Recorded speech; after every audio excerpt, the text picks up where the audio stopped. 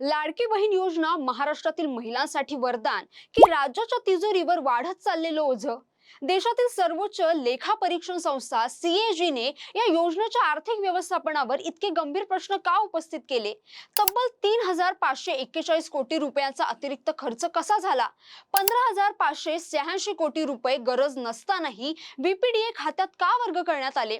एका बाजूला मुख्यमंत्री देवेंद्र फडणवीस ठामपणे सांगतात की लाडकी बहीण योजना कोणत्याही परिस्थितीत बंद होणार नाही, तर दुसऱ्या बाजूला सीएजी अर्थसंकल्पीय शिस्त बिघडल्याचा इशारा देत आहे.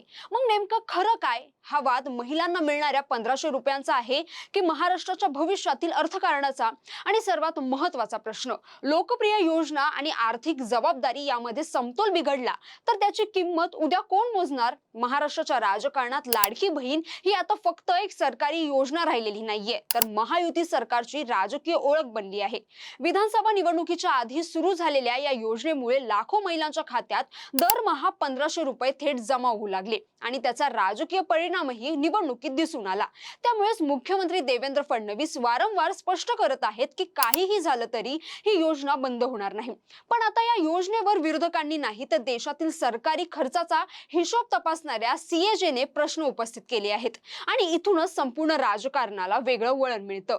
सर्वप्रथम एक गोष्ट स्पष्ट समजून घेतली पाहिजे. सीएजीने कुठेही असं म्हटलेलं नाहीये की लाडकी बहीण योजना बंद करा किंवा महिलांना पैसे देऊ नका. सीएजीचा आक्षेप योजनेच्या उद्देशावर नाही तर तिच्या आर्थिक व्यवस्थापनावर आहे. म्हणजे सरकारने सार्वजनिक पैशांचं नियोजन योग्य पद्धतीनं केलं का? मंजूर निधीपेक्षा जास्त खर्च का झाला? अर्थसंकल्पीय नियमांचं पालन झालं का? हे प्रश्न सीएजी विचारत आहे. आणि याच ठिकाणी सर्वात मोठा मुद्दा समोर येतो. सीएजीच्या अहवालानुसार या योजनेवर तब्बल 3,541 कोटी रुपयांचा अतिरिक्त खर्च झाला. सरकारने या योजनेसाठी जवळपास 29,694 कोटी रुपयांचा निधी उपलब्ध करून दिला होता, पण प्रत्यक्ष खर्च 33,237 कोटी रुपयांवर गेला. विशेष म्हणजे या वाढीव खर्चामागचं ठोस प्रशासकीय कारण विभागाकडे नव्हतं, अशी नोंद सीएजीने केली आहे. विरोधक आता याच मुद्द्यावर सरकारला घेणार हे निश्चित आहे. त्यांचा आरोप असेल की निवडणुकीच्या तोंडावर मतांसाठी आर्थिक शिस्त बाजूला ठेवण्यात आली, मात्र सरकारचं म्हणणं वेगळं असू शकतं. लाभार्थी वाढले, गरज वाढली आणि म्हणून खर्च वाढला. म्हणजेच आता ही लढाई आकड्यांची कमी आणि त्यांचा अर्थ लावण्याची जास्त आहे.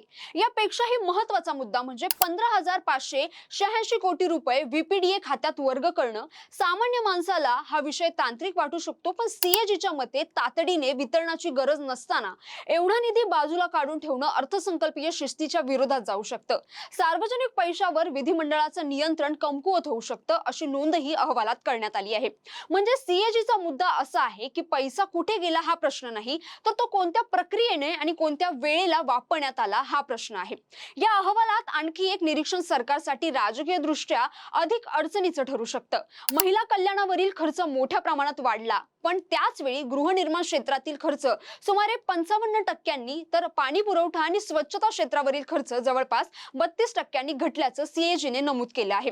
याचा अर्थ असा आहे की लाडकी बहीण योजनेमुळेच हे सर्व घडलं, पण सीएजीने इतर सामाजिक आणि पायाभूत क्षेत्रांवरील परिणामाबाबत चिंता व्यक्त केली आहे. हाच मुद्दा आता विरोधक जोरदारपणे मांडतील. ते विचारतील, आज 1,500 रुपये मिळत आहेत, पण उद्या रस्ते, घरं, पाणी, स्वच्छता आणि विकास कामांचं काय? मात्र सरकारची बाजू ही दुर्लक्षित करून चालणार नाही. सरकार सांगेल की महिलांच्या हातात थेट पैसा देणं म्हणजे खर्च नाही, तर सामाजिक गुंतवणूक आहे. ग्रामीण अर्थव्यवस्थेला चालना मिळते, महिलांची आर्थिक क्षमता वाढते आणि कुटुंबाला आधार मिळतो. त्यामुळे या योजनेचं मूल्य फक्त आर्थिक आकड्यात मोजता येणार नाही. पण इथेच खरी परीक्षा सुरू होते, कारण मुख्यमंत्री स्वतः म्हणाले आहेत की लाडकी बहीण योजना सुरू राहील, पण वाढत्या आर्थिक दबावामुळे आता नवीन मोठ्या कल्याणकारी योजना आणल्या जाणार नाहीत. म्हणजे सरकारलाही आर्थिक मर्यादांची जाणीव आहे आणि त्यामुळेच आता सरकार समोरचं सर्वात मोठं आव्हान योजना बंद करणं नाही, तर ती आर्थिक दृष्ट्या टिकाऊ ठेवणं आहे. आणि या संपूर्ण प्रकरणातून एक मोठा राजकीय धडा समोर येतो. लोकप्रिय योजना सुरू करणं सोपं असतं, पण त्या योजना आर्थिक शिस्त राखून अनेक वर्ष चालवणं सर्वात कठीण काही नसतं.